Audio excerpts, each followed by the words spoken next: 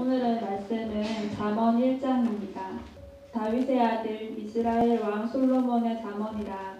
이는 지혜와 훈계를 알게 하며 명철의 말씀을 깨닫게 하며 지혜롭게 공의롭게 정의롭게 정직하게 행할 일에 대하여 훈계를 받게 하며 어리석은 자를 슬기롭게 하며 젊은 자에게 지식과 근신함을 주기 위한 것이니 지혜 있는 자는 듣고 학식이 더할 것이요 명철한 자는 직약을 얻을 것이라. 잠언과 비유와 지혜 있는 자의 말과 유한 말을 깨달으라. 여호와를 경외하는 것이 지식의 근본이거늘 미련한 자는 지혜와 훈계 멸시하니라. 내 아들아, 네 아비의 훈계를 들으며 내 어머니의 법을 떠나지 말라. 이는 내 머리에 아름다운 관이요 내 목에 금사슬이니라. 내 아들아, 악한 자가 너를 꾀일지라도 따르지 말라. 그들이 내게 말하기를 우리하라. 우리가 가만히 엎드렸다가 사람의 피를 흘리자 죄 없는 자를 까닭없이 숨어 기다리다가 수월같이 그들을 산채로 함정하는 자들같이 통으로 삼키자. 우리가 온갖 보화를 얻으며 빼앗은 것으로 우리 집을 채우리니 너는 우리와 함께 제비를 볶고 우리가 함께 전대 하나만 두자 할지라도 내 아들아, 그들과 함께 길에 다니지 말라. 내 발을 금하여 그 길을 밟지 말라. 대저 그 발은 악으로 달려가며 피를 흘리는 데 빠름이니라. 새가 보는 데서 그물을 치며 흔들리겠거늘 그들이 가만히 엎드리면 자기의 피를 흘릴 뿐이요 숨어 기다림은 자기의 생명을 해할 뿐이니 지식을 탐하는 모든 자의 길이 다 이러하여 자기의 생명을 잃게 하느니라. 지혜가 길거리에서 부르며 광장에서 소리를 높이며 시끄러운 길목에서 소리를 지르며 성문 어귀와 성중에서 그 소리를 발하여 이르되 너희 어리석은 자들은 어리석음을 좋아하며 거만한 자들은 거만을 기뻐하며 미련한 자들은 지식을 미워하니 어느 때까지 하겠느냐.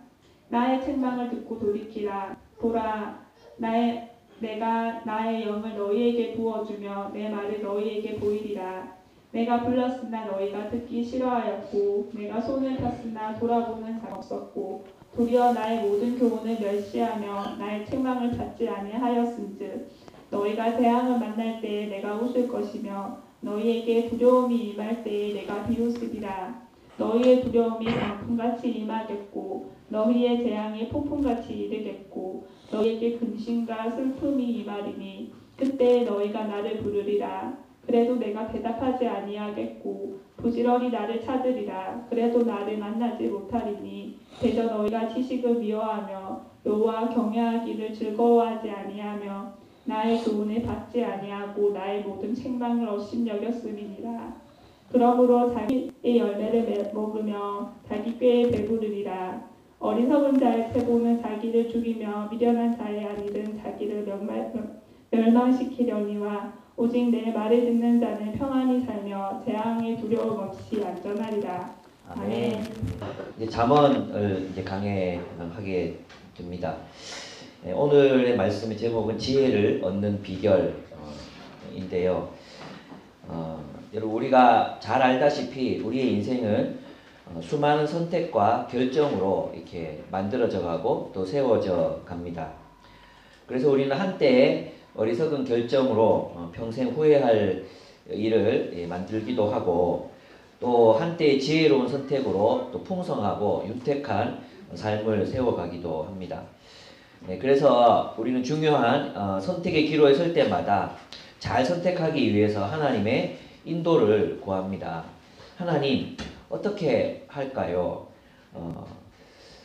누구를 선택할까요? 또 어떤 길로 가야 되겠습니까? 어떤 직장을 선택해야 되겠습니까?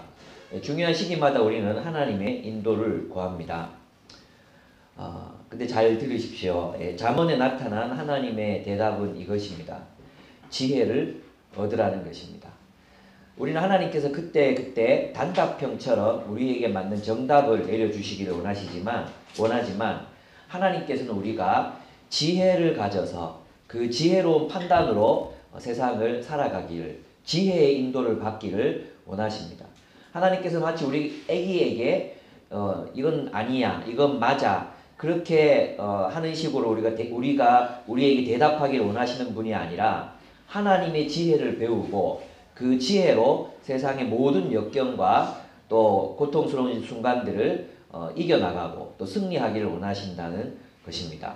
그래서 하나님 어떻게 할까요? 라는 질문에 대한 대답은 나의 지혜를 배우라는 것입니다.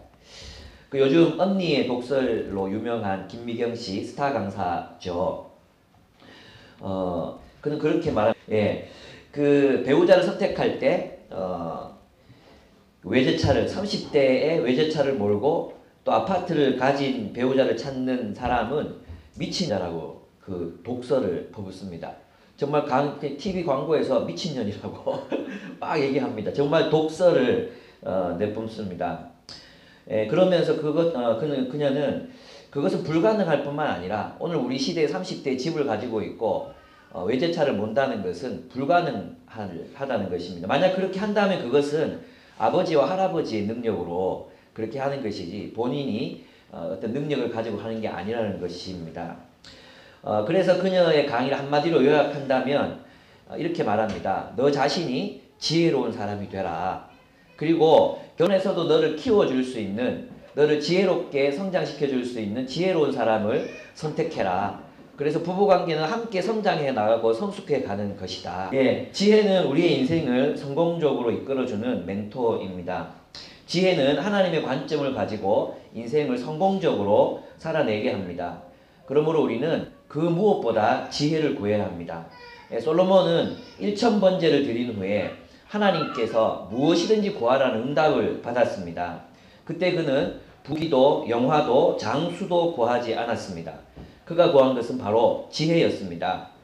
하나님은 솔로몬에게 지혜를 주셨고 솔로몬의 지혜는 모든 것, 그가 구하지 않은 장수, 명예, 부귀, 영화를 가질 수 있게 해 주었습니다. 그러니까 무엇이 가장 중요합니까? 지혜가 가장 중요합니다. 잠언의 저자는 1절에 나타나 있는 것처럼 솔로몬입니다. 그런데 이것은 솔로몬이 주저자라는 뜻이지 이 잠언 전부를 솔로몬이 기록하거나 저작했다는 뜻은 아닙니다. 왜냐하면 솔로몬의 잠언을 그 이후에 히스기야 왕이 이제 신하들에게 편집하라고 모아가지고 다시 책을 내라고 합니다. 그때 이 잠언이 완성이 된 것 같습니다. 그래서 여기에는 아굴이라는 사람의 잠언도 들어있고 또 그 르무엘이라는 사람의 잠언도 여기에 들어 있습니다. 이 잠언이 지어진 목적은 2절에서 7절에서 이제 나타나고 있습니다. 첫째는 지혜를 얻게 하려는 것이고, 둘째는 훈계를 알게 하려는 것입니다. 2절. 또 셋째는 명철의 말씀을 깨닫게 하는 것이다. 이 세 가지 목적이 잠언이 기록된 목적입니다. 그럼 지혜가 무엇인가? 그 지혜를 의미하는 히브리어 단어는 후크마입니다. 이것은 무엇이냐 하면 주로 이제 장인들 있죠. 기술자들. 그 기술자들에게 사용되었던 기술자들의 숙련된 그 기술을 얘기할 때 후크마라는 단어를 썼어요. 그래서 기술, 아트라는 그런 뜻을 가지고 있습니다. 그래서 이는 삶에 필요한 기술이나 전략을 의미하는 것입니다. 그래서 잠언의 목표는 각 사람이 삶의 기술을 습득하게 하는 것이다. 잠언이 말하는 지혜는 삶을 위한 기술이다. 영어로 하면 Art of Life라고 할 수 있습니다. 예, 못 알아들으셨죠? 예, 둘째, 훈계를 받게 하려는 것입니다. 훈계를 의미하는 단어는 무사르라는 이제 히브리어인데요. 이것은 도덕적인 훈계, 가르침 혹은 징계를 의미합니다. 그러니까 앞에서 지혜는 삶을 위한 기술 혹은 삶을 위한 방법을 아는 것이라면 훈계는 그렇게 살기 위한 훈련, 반복적인 그 숙련을 의미하는 것이 훈계입니다. 그래서 앞에 지혜는 방법을 아는 것, 지식과 머리와 관련되어 있는 거라면 훈계는 그것을 삶으로 살아내는 기술과 관련이 되어 있어요. 그래서 그 훈계를 이제 3절에서 이제 다시 설명하고 있어요.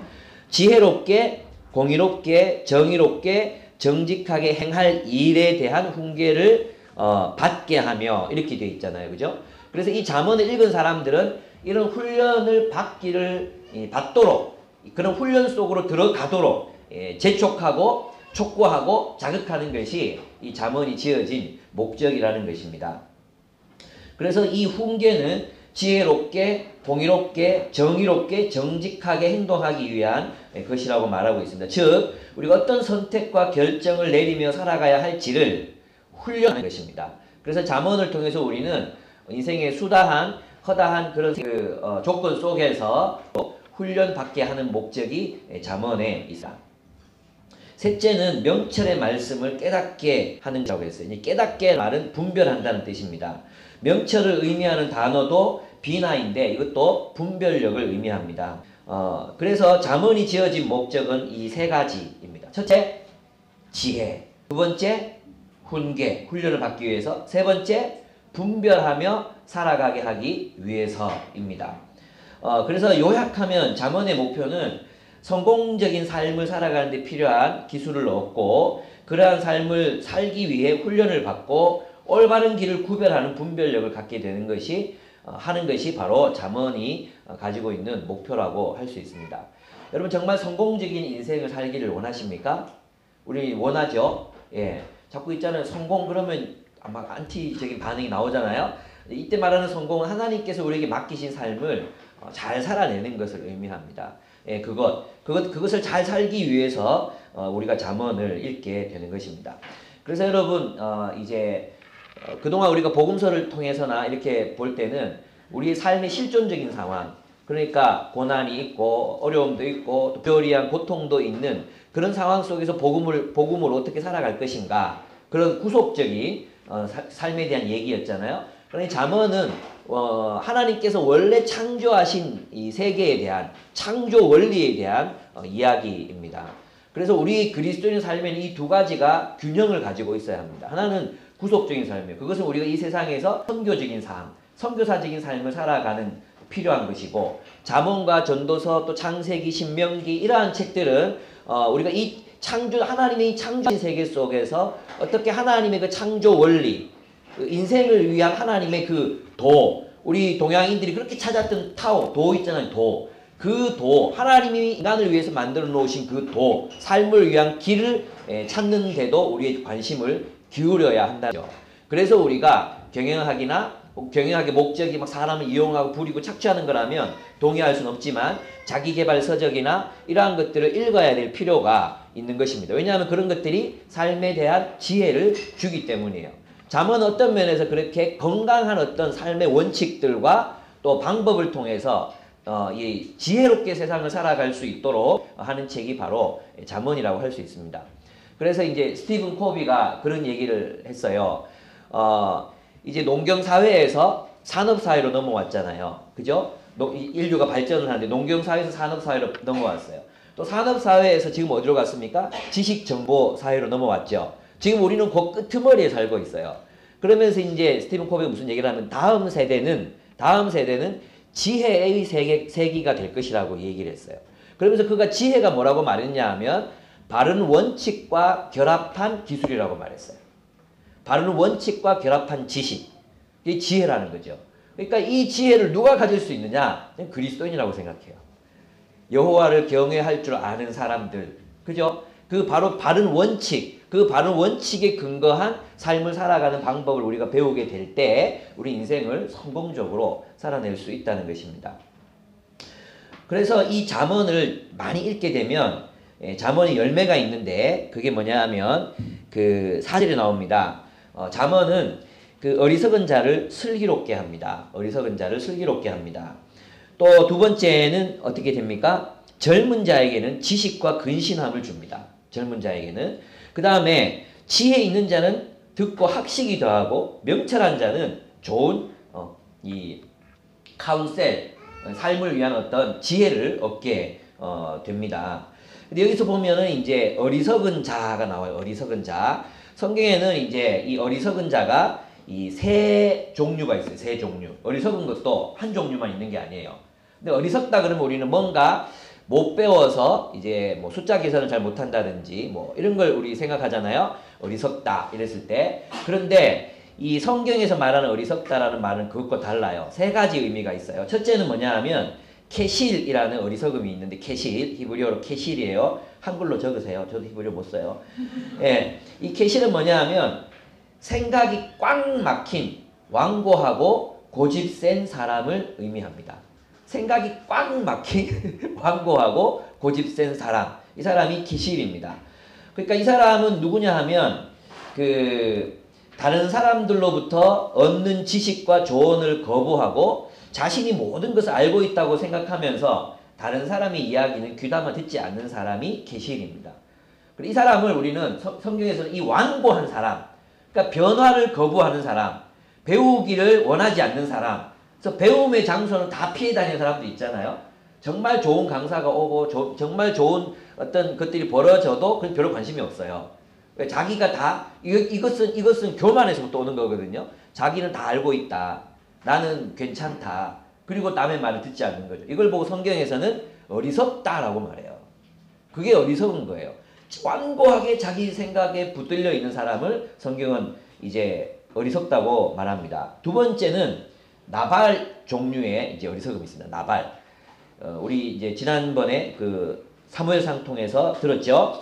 나발, 이 영적인 감각이 없는 사람입니다. 그러니까 한마디로 말하면 분위기를 파악할 줄 모르는 사람이 이 나발 종류에 들어가는 어리석은 사람입니다.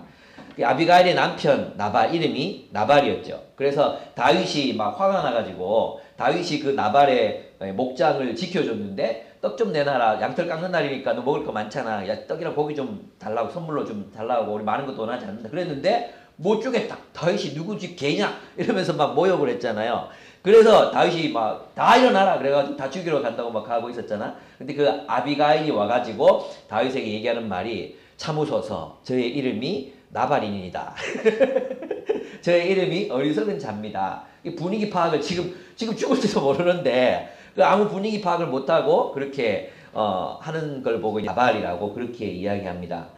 그러니까 이런 사람은 어떤 사람이냐 하면 왜 우리가 사람들을 만나다 보면 이런 분들 있잖아요. 정말 막 감사해야 되는 상황인데 감사할 줄 몰라요. 그죠?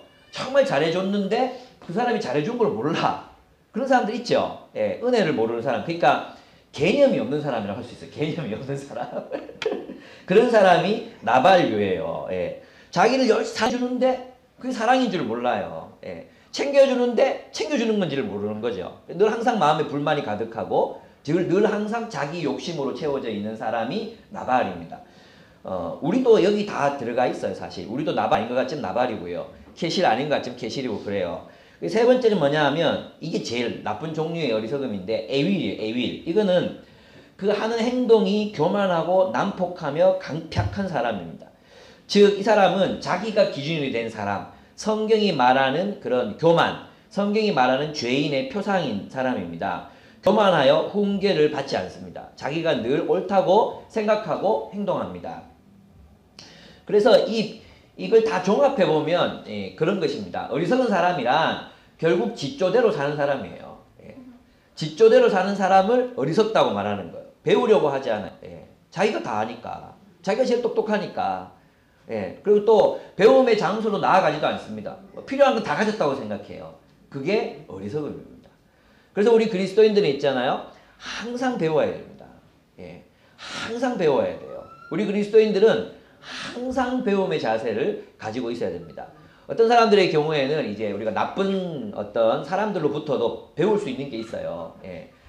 우리 이제 강사님 오셔서 토요일마다 강의하시잖아요. 근데 가만히 보면 드시는 예화들이 전부 이제 벤츠 타고 다니고 뭐 또 잘 살고 이런 사람들 예화를 드니까 또 우리 잘 훈련받은 우리 형제들이 마음에 상처를 좀 받았어요.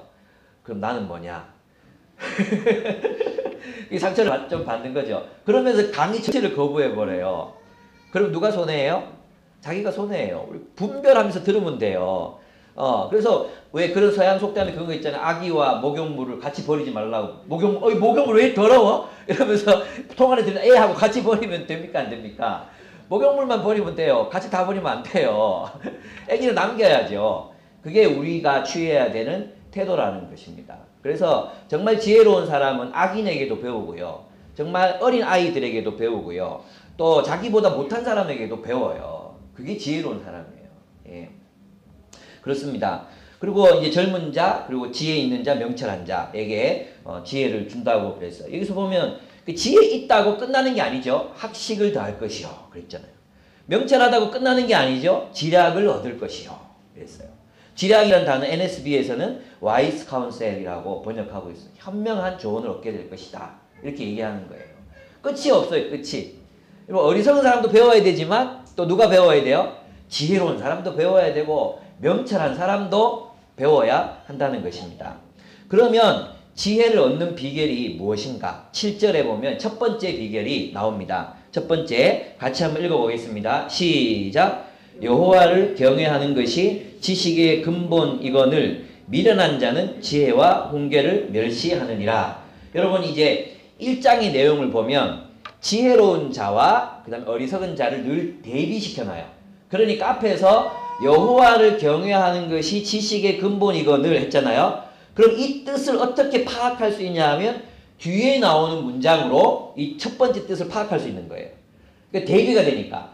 그러면 본문에서 말하는 여호와를 경외하는 것이 지식의 근본이거늘 미련한 자는 지혜와 훈계를 멸시하느니라 이랬잖아요. 그럼 여호와를 경외한다는 뜻이 뭐예요? 지혜와 훈계를 존중한다는 거죠. 다시 말하면 겸손이에요. 여러분 지혜를 얻는 첫 번째 비결은 뭐냐? 겸손함이라는 것입니다. 여호와 하나님 앞에서 겸손함을 가지는 거예요. 겸손한 사람이 배울 수 있습니다.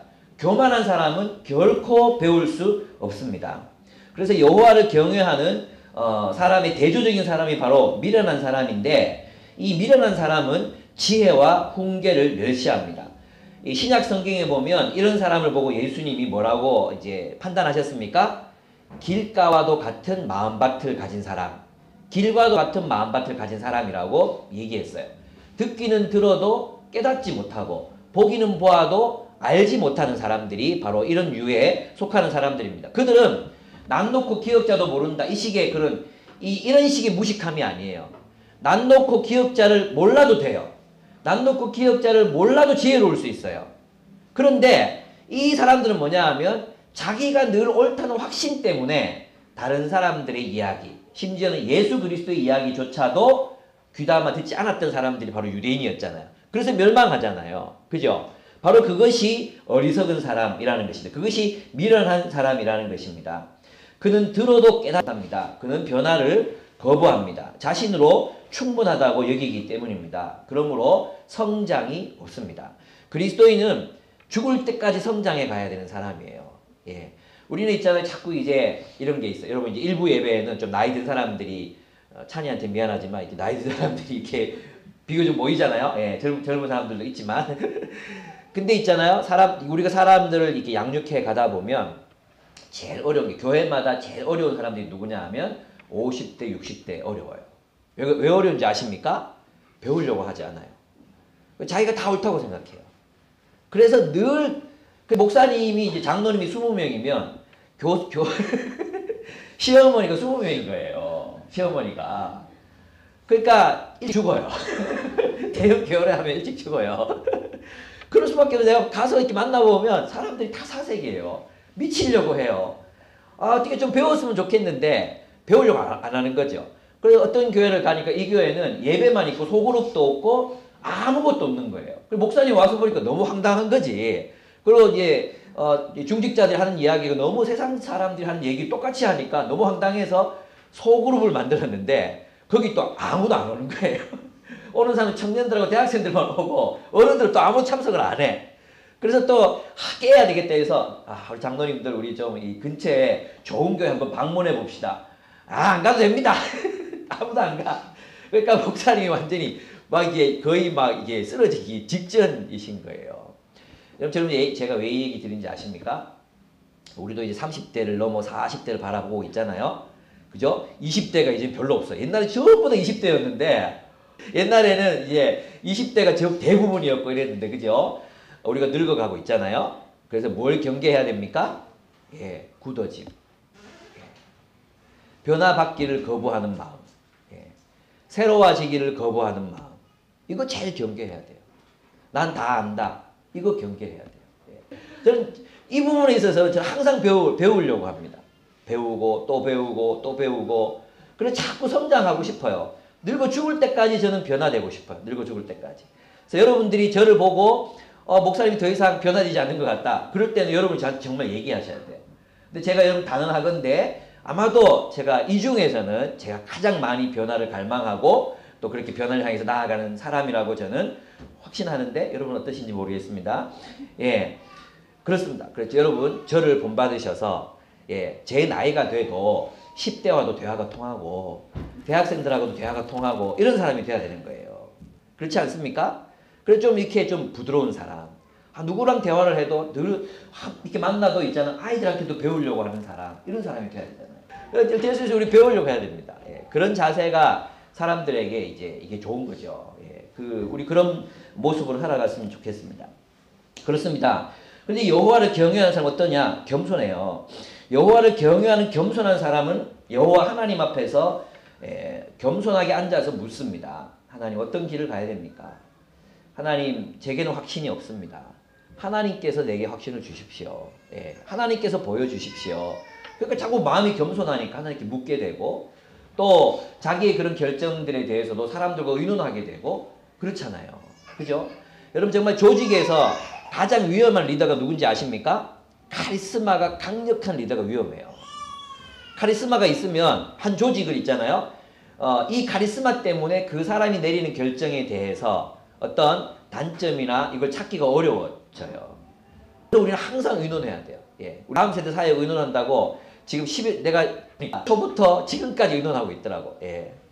어떻게 생각하면 참 답답한 노릇이 사인데 아직도 이제 길을 가고 있으니까. 근데 이제 2월쯤 지나면 이제 좀 윤곽이고 시작할 수 있을 것 같아요. 같이 가야죠. 예. 왜냐하면 제 안에도 제 마음속에도 그래요. 제 마음속에도 같이 가서 최선의 결론을 내리고 싶은 마음들이 있거든요. 그래서 같이 의논하고 또 의논하고 또 의논하고 또 의논하는 거죠. 예. 그런 것이 필요합니다. 그러면 저도 몰랐는데 그런 리더십이 좋은 리더십이라고 세종 수성의 리더십에서 이제 얘기를 하고 있었어요. 예, 아 그렇구나. 이게 맞구나. 그런 생각이 들었습니다. 겸손합니다. 그러니까 사람들에게 묻죠. 자꾸 묻고 확인하는 거죠. 자신이 늘 실수할 수 있고 잘못된 판단을 내릴 수 있다는 것을 압니다. 왜? 그는 여호와 앞에서 피조물에 불과하기 때문이에요. 여호와를 경외하니까 그렇게 겸손하게 갈 수 있는 것입니다. 여호와를 경외하지 않는다면 우리는 자기 확신으로 수백만을 학살할 수도 있는 리더가 될 수 있습니다. 그래서 그는 겸손하기 때문에 항상 하나님 앞에서 지혜를 구합니다. 하나님과 하나님의 사람들에게서 배웁니다. 그래서 그는 항상 변화를 갈망하고 성장하는 것입니다. 그러므로 여호와를 경외하는 것이 지식의 근본입니다. 겸손이 지식의 근본이라는 것입니다. 이것이야말로 우리가 알아야 할 가장 원초적인 지식이자 또한 최후의 지식입니다. 이 지식을 떠난 모든 지식은 자신을 파멸로 이끌 뿐입니다.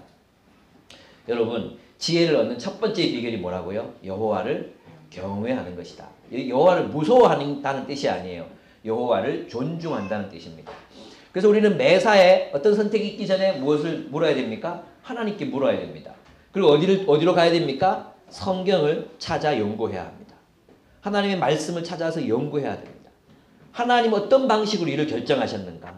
하나님은 어떤 방식으로 이스라엘을 인도하셨는가? 하나님 어떤 방식으로 한 개인의 삶에 개입하셨는가? 그걸 보면 원리가 있어요. 원리가. 하나님 일관성 있는 분이시기 때문에 변덕스럽지 않거든요. 하나님의 원리가 있어요. 그 원리가 내 안에 피와 살이 될 만큼 그것이 훈련이 되면 하나님의 인도는 지혜로 구하게 되는 거예요. 그 하나님의 지혜로 선택하고 가는 것이 하나님의 인도예요. 그래서 하나님의 사상을, 하나님의 관점과 하나님의 방법을 하나님께서 베풀어 두신 이 땅의 창조 원리를 많이 알고 그것으로 판단하는 연습을 많이 한 사람들은 어떻게 되겠어요? 하나님의 인도를 잘 받게 되는 거예요. 그래서 달라스 윌라드가 뭐라고 그랬냐 하면, 하나님의 음성이라는 책에서 뭐라고 그랬냐 하면 하나님을 아는 만큼 잘 인도받을 수 있다는 거예요. 하나님을 모르는 만큼 실수할 수 있어요. 하나님을 전혀 모르는데 하나님께서 그렇게 어떤 길을 탁 보여주시지 않습니다. 보여줘도 복해합니다. 보여줘도 그거를 하나님의 의도대로 못 받아들여요. 사람은. 왜냐하면 우리 인간에게는 이 투명하지 않은 필터가 있거든요. 그 필터로 하나님의 뜻을 왜곡시켜버려요. 그게 사람이거든요. 그러니까 여러분, 하나님의 인도는 하나님이 베푸시는 지혜로 인도받는 것이다. 여러분이 그 하나님의 지혜가 있는 성경은 하나님의 성령의 감동으로, 하나님의 감동으로 된 것으로 교훈과 책망과 바르게 함과 의로 교육하기에 유익하니 그랬잖아요. 그래서 우리가 성경을 연구하고 묵상하고 해야 되는 것입니다. 그래서 PBS를 의무와 숙제로 하시고 열심히 하셔야 됩니다. 예. 두 번째, 지혜를 얻는 두 번째 비결은 하나님 나라의 공동체에 머무는 것입니다. 아니 목사님 무슨 또 뜬금없는 얘기를 그렇게 하십니까? 얘기할 수 있습니다. 이 본문에 보면 그런 게 없거든요. 8절 보겠습니다. 8절, 9절, 10절이 또 대비가 되는데요. 제가 한번 읽어보겠습니다. 8절. 내 아들아, 내 아비의 훈계를 들으며 내 어미의 법을 떠나지 말라. 이는 내 머리에 아름다운 관이요 내 목에 금사슬이니라. 내 아들아, 악한 자가 너를 꿰일지라도 따르지 말라. 이렇게 얘기하고 있어요. 그러니까 앞에서 누구를 따르라? 아버지와 어머니의 훈계와 법을 따르라고 얘기하잖아요. 그러면 보세요. 지금 솔로몬이 아들에게 권고하고 있는 게 뭐냐 하면 너희는 여호와의 뜻을 따라 삶을 사는 방법을 배우라 이거잖아요. 그죠? 근데 유대인에게 있어서 그 자녀를 하나님의 백성으로 만드는 일에 대한 책임을 누가 지게 돼 있었어요? 부모가 지게 돼 있었죠. 부모가. 그러니까 이 부모의 책임은 자녀를 하나님의 백성으로 세우는 것이었거든요. 그래서 지금 솔로몬은 그의 아들에게 이것을 가르치고 있는 거죠. 그런 의미에서 볼 때 이 본문은 오늘날 영적 아비, 영적 어미라고 해석해도 무방하고, 또 이 본문을 우리 가정들에게 적용한다면 우리 아비와 어미들은 우리의 자녀를 뭘로 키워야 되는가? 하나님의 백성으로 지혜롭게 훈계하고 가르칠 책임이 있는 영적 아비와 어미가 되어야 한다는 것을 우리들에게 가르쳐주고 있습니다. 아비의 훈계를 듣고 어미의 법을 떠나지 않아야 합니다. 이 구절도 7절과 마찬가지로 악한 자를 따르는 삶과 대비되어 있어요. 잠언에서 훈계하고 있는 아비와 어미는 여호와 하나님을 경외하는 삶을 가르치는 사람입니다. 그래서 사도 바울은 교회의 아비가 되었고 또한 어미가 되었습니다. 바울은 해산의 수고로 그들을 낳았습니다. 그리고 그들이 바울이 전한 복음에 머물기를 원했습니다. 그래서 본문을 보면 결국 이 지혜를 얻기 위해서 아비의 훈계와 어미의 법을 떠나지 않는 게 뭐냐? 첫째, 말씀을 듣고 배우는 삶을 살라는 것입니다. 어디에 머물면서? 하나님의 백성의 공동체에 머물면서.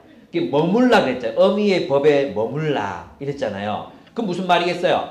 하나님의 말씀이 가르치는 공동체에 머물러라 이런 얘기예요. 왜냐하면 그걸 어떻게 알 수 있냐 하면 뒤에 가보시면 아시는데 그 악한 자가 너를 깰지라도 하면서 뭐라 하냐면 이 악한 자들이 하는 게 뭐냐 하면 공동체를 만드는 거예요. 공동체 의식을 강조해요. 14절 보시면 그 앞에 보면은 이런 보화를 얻고 빼앗은 것을 집을 채우고 어떻게 너와 우리와 함께 제비를 뽑고 우리와 함께 전대 하나만 두자. 뭐예요? 이 전대가 뭡니까? 돈통 한 개만 두고 우리 다 공동생활하자 이 말입니다. 우리 공동체 생활하자 이 말이에요. 그러니까 지금 아들에게 지금 이 솔로몬이 권고하고 있는 게 뭐냐면은 악한 자들의 공동체에 속하지 말라. 그들의 길을 걷지 말라. 그리고 어디에 속하라는 거예요? 너희는 하나님의 백성에 속하라. 그런 얘기예요. 그러니까 여러분 저는 이게 정말 진실이라고 생각해요. 왜냐하면 제가 얻은 대부분의 지혜는 정말 하나님의 공동체를 통해서 배운 것들이거든요. 사람을 세우는 것이나 조직을 일으키는 것이나 또 사람들의 마음을 읽고 상담하는 것이나 또 힘든 사람들 위로하는 법이나 뭐 이런 모든 것들을 보면 저는 이 하나님의 공동체에서 배웠거든요. 정말 하나님의 공동체가 우리에게 지혜를 주는 것이 저는 맞다고 생각해요. 그래서 여러분 영적인 아비와 어미가 하는 훈계를 들으셔야 됩니다. 잘 들으시고 배우시고 또 쫓아가셔야 됩니다. 질문도 하시고 그렇게 하셔야 됩니다.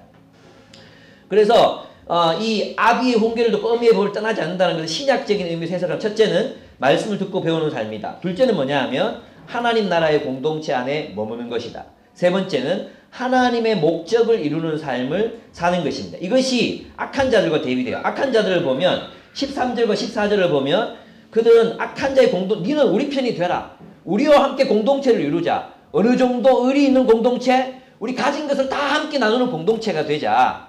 너와 나는 하나다.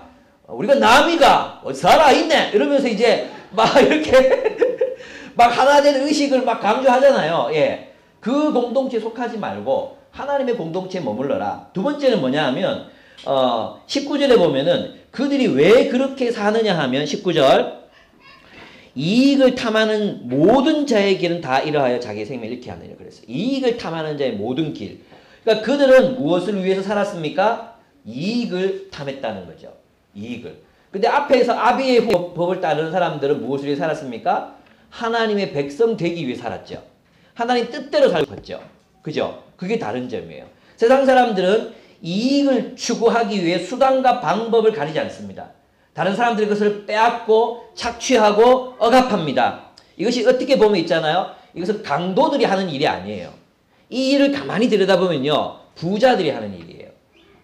여러분 이 일은 잠언에 나타나는 이 일은 선지자들이 선지서에서 가난한 자들의 빼앗는 것에 대한 묘사와 정확하게 일치해요. 그래서 이것을 아들을 보고 있잖아요. 솔로몬 아들이 왕자인데 네가 이 사람이 뭐 강도 때와 함께 일체 뭐 도둑놈들하고 무슨 산적 때가 되기를 뭐 걱정하고 있겠습니까? 그게 아니에요, 여러분.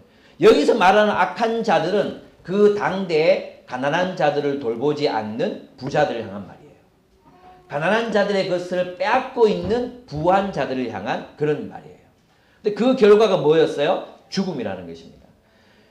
이번에 용산 참사 때 얼마나 많은 사람 불에 타 죽고 막 그랬습니까? 근데 사람들이 거기 있는 건물 주인들이 탐욕 때문에 여기 택지가 개발이 되고 막 그러면은 이제 모두가 잘 살게 된다. 그래서 뭐 억지로 내보내고 이런 과정 속에 있었잖아요.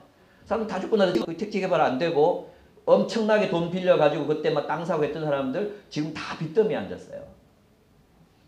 그래서 용산 참사 때 막 데모했던 사람들이 뭐라 그럽니까? 여기 주차장 만들려고 그렇게 사람 죽였냐고. 결국 그 피해 결과를 보게 되는 거예요. 그것이 참 이 탐하는 사람들의 결말입니다. 여러분 지금 이제 우리 숙제 받은 거 있잖아요. 뭐 무슨 기업을 넘어서 위대한 기업을 앞에가 뭐지? 평범한 기업인가? 기업을 넘어 좋은 기업을 넘어 위대한 기업. 이 책을 읽어보시면 위대한 기업이 된 기업들 특징이 뭐예요? 사명을 따랐다는 거예요. 이익을 추구한 기업들은 다 망해요. 그래서 사명을 따라 살았던 기업들은 다 그 좋은 기업의 10배 이상의 수익을 낸다고 짐 콜린스입니까? 그 사람이 그 책에서 기록하고 있습니다. 그것입니다. 교회도 마찬가지예요. 교회도 있잖아요. 이익, 그러니까 뭐 교인 수를 늘리기 위해서 그럼 망해요. 그러나 우리가 사명에 충실하게 될 때 하나님의 목적, 거기에 충실하게 될 때 하나님이 그 외의 것들을 채워주는 것입니다. 제가 있잖아요. 여러 교회를 다니잖아요. 근데 희한하게 예전에는 IBF만 갔었는데 최근에는 목사님들이 저를 막 불러요. 그래서 막 가서 설교하게 되는 일들이 많거든요. 근데 가서 제가 청년부를 보면서 느낀 게 뭐냐 하면 요즘 청년 대학부 중에 성경 공부를 하는 대학부가 거의 없어요. 진짜 끔찍할 정도로 성경 공부를 하는 대학부가 별로 없어요. 그냥 예배만 있는 거예요. 예배만. 그리고 소그룹이 있는데 거기서 성경 공부를 하질 않아요. 그러니까 제가 느끼는 게 뭐냐 하면 왜 이렇게 교회들이 죽을 수가 있을까? 참 궁금했거든요. 근데 들어가 보니까 그 안을 들여다 보니까 전도가 안 돼서 안 되는 게 아니고 우리 안에 이 교회가 너무 허약한 거예요. 너무 허약해서 그걸 할 수가 없어요. 큰 교회든 작은 교회든 마찬가지예요. 대형 교회라고 아이들이 막 성숙했고 막 이런 게 아니에요. 깜짝 놀랄 정도로 미성숙해요. 진짜 놀라울 정도로 너무 훈련이 안 돼 있어요. 제가 교만해서 하는 얘기가 아니라 정말 애정을 가지고 제가 하는 얘기거든요. 그래서 우리가 잘해야 되는 것 같아요. 예. 하나님의 말씀으로 사람을 키우고 세우고 해야 됩니다. 어쨌든 이익을 위하여 수단과 방법을 가리지 않는다 그랬는데 그럼 우리는 어떻게 이것과 대조되는 게 아비의 훈계와 어미의 법을 떠나지 않는 거잖아요. 그래서 그게 세 가지라는 거예요. 말씀을 듣고 배우고 하나님 나라의 공동체 안에 머물고 하나님 목적을 이루는 삶을 살게 될 때 우리는 지혜로워집니다. 이것이 지혜의 길입니다. 이것이 지혜의 길입니다.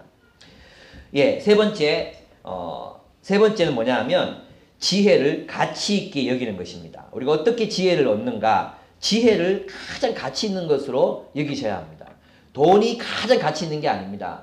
결혼 그 자체가 가치 있는 게 아닙니다. 좋은 직장 그 자체가 가치 있는 게 아닙니다. 문제는 우리가 지혜를 가지는 것입니다. 근데 지혜는 어디 있느냐? 지혜가 어디 있습니까? 모든 곳에 있습니다. 20절에 보시면 지혜가 어디에 있어요? 길거리에서 부르고 광장에서 소리를 높이고 시끄러운 길목에서 소리를 지르며 성문 어기와 성중에서 그 소리를 발하여 이르되 너희 어리석은 자들은 어리석음을 좋아하며 거만한 자들은 거만을 기뻐하며 미련한 자들은 지식을 미워하니 얻을 때까지 하겠느냐. 근데 가만히 들여다보면 이 길거리와 광장과 시끄러운 길목은 선지자들이 그 말씀을 외쳤던 그런 장소들입니다. 지혜는 어느 곳에 있습니다. 그러니까 우리가 특별히 그런 하나님의 말씀이 외쳐지는 곳에 지혜가 있습니다. 그 지혜는 가만히 있지 않습니다. 지혜는 있잖아요. 숨어 있는 게 아니에요. 지혜를 찾기 위해서는 보물 찾기를 해야 되는 게 아니에요. 꼭꼭 숨어라, 머리카락 보인다, 이렇게 막 찾으러 다니는 게 아니에요. 지혜는 어떻게 하고 있어요? 소리를 지르고 있어요. 소리를 지르고 있다니까, 지혜가. 모든 곳에서, 사람이 살아가는 모든 곳에서 소리를 지르면서 내 얘기를 들으라고 막 하고 있어요. 그건 무슨 말입니까? 우리 그리스도인들은 어느 곳에서든지 지혜를 배울 수 있는 사람이어야 한다는 것입니다. 어느 곳에서든지, 누구에게서든지.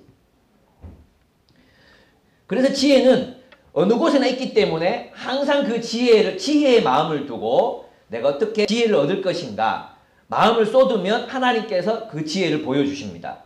그래서 항상 지혜를 구해야 합니다. 여러분, 그래서 있잖아요. 지혜를 항상 구해야 되는데 우리는 언제 지혜를 구합니까? 위기의 순간에 지혜를. 어떻게 해야 되죠? 그리고 막 새벽기도 나가고 막 제자기도 하고 막 그렇게 합니다. 그런데 그렇게 하면 하나님이 어떻게 하신다 그랬어요? 안 들어준다 그랬어요. 오늘 본문을 한번 읽어보면 하나님이 정말 얄밉게 말씀하시죠. 1절부터 제가 한번 읽어보겠습니다. 내가 이렇게 다 얘기했는데 너희가 23절 나의 책망을 듣고 돌이키라. 보라 나의 영을 너희에게 부어주며 내 말을 너희에게 보이리라 했거든요. 그런데 내가 불렀으나 너희가 듣기 싫어하였고 내가 손을 폈으나 돌아보는 자가 없었고 도리어 나의 모든 교훈을 멸시하며 나의 책망을 받지 아니하였은즉 너희가 재앙을 만날 때 내가 웃을 것이며 너희에게 두려움이 임하리라 비웃으리라. 너희의 두려움이 광풍같이 임하겠고 너희의 재앙이 폭풍같이 이르겠고 너희에게 근심과 슬픔이 임하리니 그때 너희가 나를 부르리라. 그래도 내가 대답하지 아니하겠고 부지런히 나를 찾으리라. 그래도 나를 만나지 못하리니 대저 너희가 지식을 미워하며 명예를 즐거워하지 아니하며 나의 교훈을 받지 않고 나의 모든 책망을 업신여겼음이니라. 그리고 우리가 33절 같이 한번 읽어보겠습니다. 오직 내 말을 듣는 자는 평안히 살며 앉아요. 32절 읽읍시다. 시작. 어리석은 자의 퇴보는 자기를 죽이며 미련한 자의 안일은 자기를 멸망시키느니라 그랬어요. 그러니까 지혜를 구하되 어떻게 하라는 거예요? 열심히 항상 지혜를 구해서 하나님의 교훈을 받아들이고 그렇게 지혜로운 사람이 되어 있으면 위기가 닥쳐와도 환난이 닥쳐와도 어떤 아무런 순간이 내 삶 앞에 닥치더라도 이길 수 있다는 거예요. 근데 평소에는 우리 하나님 찾지 않잖아요. 평소에 PBS 안 해요. 평소에 PBS 안 하죠. 신앙서적 안 읽죠. 경건서적 안 읽죠. 또 자기개발 안 하죠. 그러잖아요. 그렇게 팽팽 놀다가 안이란 자는 어떻게 된다 그랬어요? 생명을 잃는다. 생명을 잃는다. 여기 보면 어리석은 자의 퇴보는 자기를 죽이며 미련한 자의 안일은 자기를 멸망시키는 그랬어요. 그러니까 위기가 오기 전에 또 정말 절박한 삶의 상황이 닥치기 전에 뭘 해야 된다는 거예요? 지혜를 쌓아 놓으라. 지혜를 쌓아 놓지 않은 상태에서 이런 위기나 환란이나 절망적인 상황이 오면 우리는 좌절해버리고 만다는 것입니다. 생명을 잃어버리고 만다는 것입니다. 그리고 어떻게 하라는 거예요? 지금 열심히 말씀 묵상하고 주님의 교훈을 받아라. 그리고 요즘에는 인터넷이 얼마나 많이 발달해 있습니까? CTS에 들어가면 한국에서 강의 제일 잘하는 사람들 강의, 또 전 세계에서 강의 제일 잘하는 사람들의 강의들이 다 떠 있잖아요. 물론 들어보시면 질적으로 주일날 듣는 설교보다 못하다는 걸 느끼시겠지만 어쨌든 거기 다 있어요. 그죠? 찾아서 우리가 찾기만 한다면 못 찾을 게 없어요. 뭐 이성교제, 결혼 문제, 재정, 뭐 모든 분야에 대한 강의들이 다 있어요. 찾아서 열심히 연마하고 훈련하고 들으십시오. 책을 읽으십시오. 고전을 탐독하십시오. 그리고 성경을 묵상하십시오. 바로 그렇게 할 때 우리에게 든든하게 뭐가 쌓여 있습니까? 지혜가 쌓여 있을 때 우리 세상을 승리하면서 살아갈 수 있습니다. 근데 우리 현대인들은 그걸 잘 못해요. 그래서 지혜를 구하는 일보다도 당장 눈앞에 모인 문제만 해결되기를 원해요. 근데 그 문제가 해결되면 다음에 또 그런 문제 안 닥칩니까? 또 닥치잖아요. 인간관계 문제에 내가 힘들어하는 사람 없어졌어요. 그러면 다음에 그 사람 안 만납니까? 또 만나요. 그 비슷한 사람이 뭐 기질이 4가지면은 4분의 1 정도가 있는데 또 만나요. 그런 사람들을 계속 만나게 돼요. 또 삶의 어려운 파도가 한 번 오고 맙니까? 여러분 파도 칠 때 보면 파도가 한 번 왔다가 쑥 물러가 안 옵니까? 계속 옵니다. 계속. 결국 우리가 해야 되는 일은 그 파도를 어떻게 타느냐를 배워야 되는 것이지. 하나님 나 파도 무서워요. 아, 또 온다, 또 온다. 아, 오늘 안 오게 해주세요. 에이!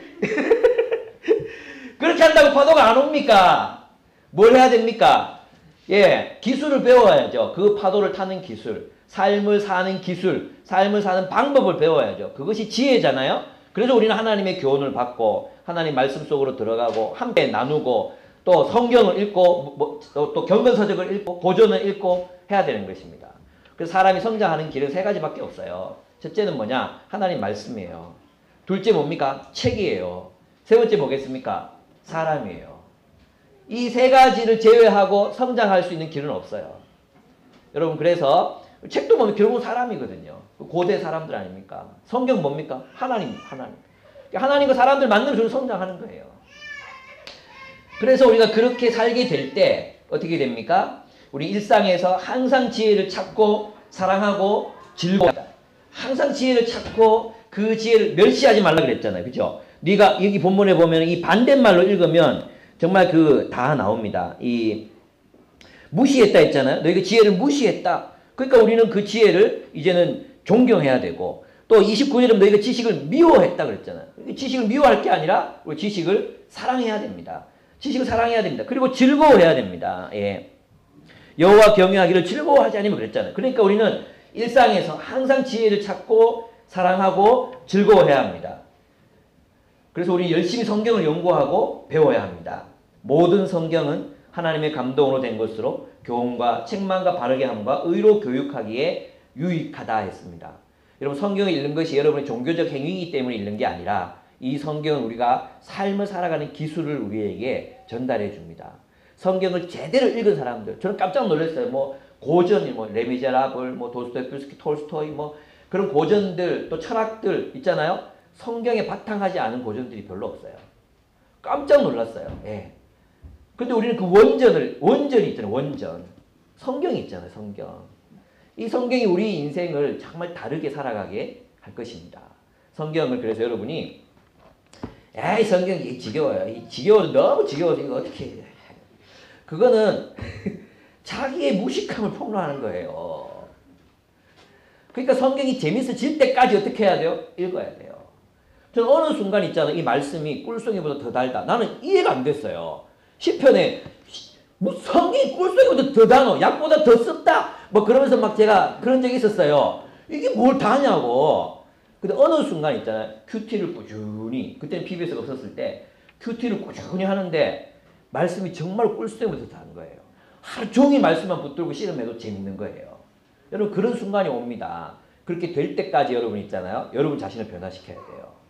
예, 기준을 바꾸려고 하지 마세요. 나도 그런 사람 좀 많이 봤어요. 나도 책 좀 읽는 사람인데 성경은 왜 이렇게 어려운지 모르겠어요. 이런 사람 있잖아요. 또 누가 있어요? 또 일반 서적 좀 많이 읽어봤는데 경건 서적은 왜 이렇게 어려운지 모르겠어요. 그건 우리가 무식해서 그런 거예요. 우리가 무식해서. 그러니까 책을 탓하지 말고 우리 자신을 변화시켜 나가야 돼요. 예. 레미제라블을 읽으면서 책이 이렇게 두껍고 어려워. 내가 무식한 거예요. 내가. 우리가 변해야지. 우리가. 그렇지 않습니까? 우리가 변해야 되는 거 우리가. 그런 부분에서 정말 주님께서 우리에게 주신 이 텍스트, 삶을 위한 텍스트, 이 지혜가 단순히 우리에게 구원을 주는 지혜가 아니라 삶을 살아가기 위해서 하나님께서 주신 이 지혜를 여러분들이 배우시기 바랍니다. 그 교훈을 즐거워하고 받아들이고 사랑하고 찾고 그렇게 될 때 우리는 위기의 순간, 고난의 순간 하나님이 주신 지혜로 이 세상을 이기며 살아갈 수 있게 됩니다. 예, 그래서 이렇게 말하죠. 지혜가 오직 내 말을 듣는 자는 평안히 살며 재앙에 두려움이 없이 안전이라. 이것이 지혜를 가진 자의 결말입니다. 하나님은 우리가 지혜로워지기를 원하십니다.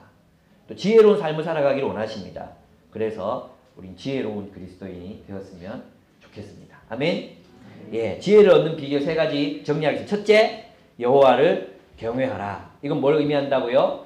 겸손하라. 두 번째, 하나님 나라의 공동체에 머물러라. 그리고 뭘 배워야 돼요? 하나님 말씀을 배우고 사람들의 가르침을 듣고 하나님의 목적을 이루는 삶을 살아야 된다 그랬어요. 셋째, 지혜를 얻는 3번째 비결, 지혜를 찾으라. 지혜를 찾으라. 거기 우선순위를 두라. 놀고 먹고 마시고 이런 데 우선순위를 두지 말고 해외여행 가기 또 이렇게 말고 책 사기 위해 돈 사고 책 사기 위해 돈 벌고 책도 사기 지혜의 우선순위를 주세요. 그래야지 우리가 지혜로운 삶으로 역경을 이기는 삶을 살아갈 수 있습니다. 우리 함께 기도하겠습니다. 지혜를 구합시다. 하나님, 하나님이 우리 삶을 위한 지혜를 하나님이 우리에게 허락해 하셨는데 성문에서 외치고 거리에서 외치고 지혜가 우리를 부르는데 내가 참 이 삶의 비결을 가르쳐주는 지혜를 무시하고 그저 문제만 해결되기를 원했던 것은 아닌지 모르겠습니다. 하나님, 저에게 지혜를 더하여 주십시오. 하나님의 지혜를 더하여 주십시오. 이 세상을 사는 하나님의 관점을 가르쳐 주십시오. 예, 그렇게 기도했으면 좋겠고 또 결단합시다. 내가 이 무궁한 지혜를 가진 이 성경을 사랑하고 또 배우고 그 교훈을 받기를 힘쓰겠습니다. 결단했으면 좋겠어요. 같이 기도하겠습니다. 사랑하는 하나님 아버지, 우리는 무지합니다. 하나님 아버지, 우리는 참으로 무지합니다. 주여, 삶을 어떻게 가야 할지 모르겠습니다. 인생을 어떻게 살아야 할지 모르겠습니다. 하나님, 때때로 선택의 순간이 올 때마다 우리는 흔들리고 또 우리는 참 좌절하거나 그 순간이 내게서 물러가기를 아버지 그렇게 간절히 원하는 마음들이 내게 있습니다. 사랑하는 주님께서 우리와 함께하여 주셔서 우리를 지혜롭게 하여 주옵소서. 하나님이 말씀하시는 지혜를 찾고 겸손하게 그 지혜 속에 머물며 아버지 그 지혜를 따라 살아가는 우리의 생애가 될 수 있도록 하나님 아버지께서 은혜를 더하여 주시옵기를 간절히 바라옵고 원합니다. 주여, 성경을 통하여 우리에게 참으로 그 지혜의 길을 계시하여 주셨는데 이 지혜를 무시하지 아니하도록 하나님께서 은혜를 더하여 주시옵기를 간절히 바랍니다. 전능하신 하나님 아버지께서 우리와 함께하여 주시고 우리에게 은혜를 더하여 주시옵소서. 하나님, 또한 이 시간 결단합니다.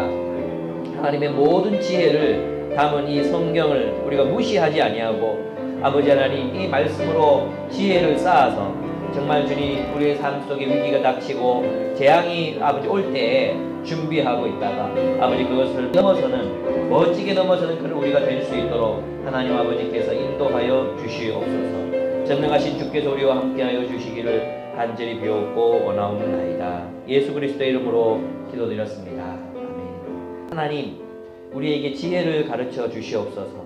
우리가 이 지혜를 사랑하고 또 연모하고 즐거워하는 사람들이 되게 하여 주옵소서. 하나님, 오늘날 우리 한국교회가 참 상식이 통하지 않는 교회라고 많이 비난받습니다. 하나님, 우리 그리스도인들이 이 세상을 지혜롭게 살아서 하나님, 그리스도인들은 참 지혜로운 사람이며 그 지혜를 배우고 싶다는 고백을 들을 수 있는 교회들이 다 될 수 있도록 도와주시옵소서. 우리 기쁨의 교회 모든 성도들이 어리석지 아니하고 겸손하여 정말 하나님의 지혜를 배우고 지혜롭게 인생을 살아가는 법을 터득하게 하여 주시옵소서. 예수님의 이름으로 기도드렸습니다. 아멘.